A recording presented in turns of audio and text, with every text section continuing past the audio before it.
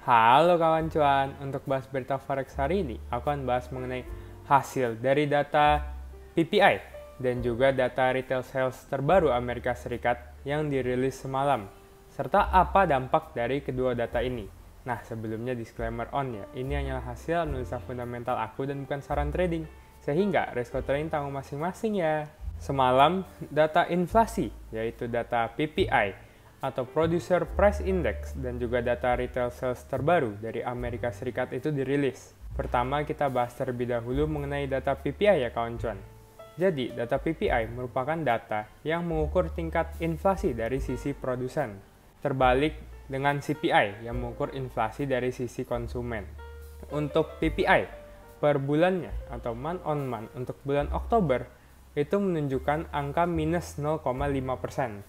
Di bawah prediksi analis di angka 0,1% dan juga turun drastis dari data sebelumnya yang ada di angka 0,4%. Untuk data core PPI, yaitu data PPI yang tidak menghitung perubahan harga energi dan makanan yang volatile, per bulannya atau month on month itu ada di angka 0%, di bawah prediksinya para analis di angka 0,3%.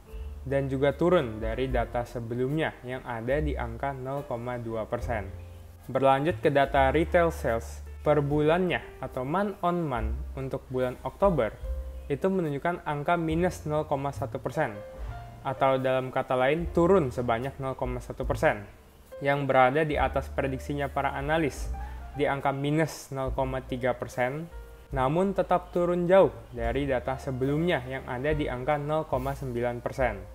Sementara untuk data core retail sales yang juga tidak menghitung perubahan harga energi dan makanan, itu ada di angka 0,1%.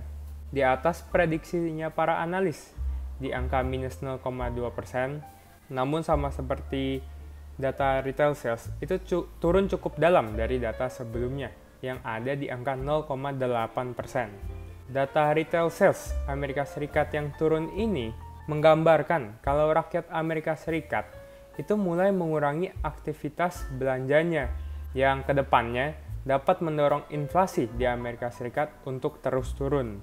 Sejak perilisan data ini, USD itu sedikit menguat hari ini karena adanya data retail sales yang walaupun turun dari data sebelumnya, namun masih berada di atas prediksi para analis atau ahli ekonomi, sehingga banyak pihak yang memprediksi kalau soft landing di Amerika Serikat itu kemungkinan dapat dicapai tahun depan dan bukan hard landing.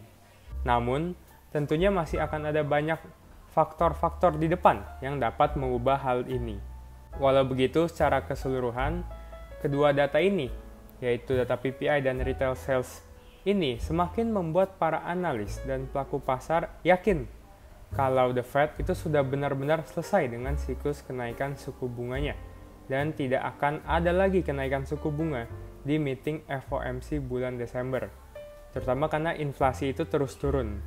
Bahkan, peluang bagi The Fed untuk lanjut menahan suku bunganya di meeting FOMC bulan Desember, menurut para analis dan pelaku pasar, itu sekarang berada di angka 99,8%. Naik dari angka 94,5% kemarin, dan menandakan betapa yakinnya mereka akan hal ini.